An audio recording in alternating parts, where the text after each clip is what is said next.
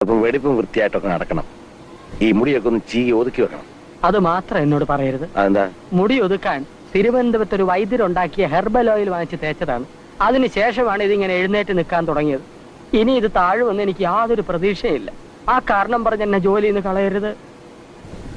എന്തായാലും വൃത്തിയും മെനയായിട്ടൊക്കെ നടക്കണം. പിന്നെ കുട്ടികളുടെ കാര്യം പറയുകയാണെങ്കിൽ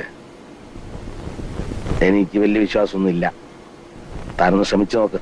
ആ കാര്യത്തെ കുറിച്ച് സാറ് വിഷമിക്കണ്ട. എല്ലാ കാര്യങ്ങളും ഭംഗിയായിട്ട് ഞാൻ നോക്കിക്കോളാം. പിള്ള ചേട്ടാ, കുട്ടികളൊന്ന് പരിചയപ്പെടുത്തി അകത്തേക്കല്ലേ. ഇത് വാങ്ങിക്കേ. ഓ, ഇത് സിനിമ ടാക്കീസ് ആണോ വീടാണോ? വീട് തന്നെ. കുട്ടികൾ മുകളിലാണ്. എന്താ താഴെ സൗകര്യമില്ലേ? അവർക്ക് സൗകര്യമില്ല.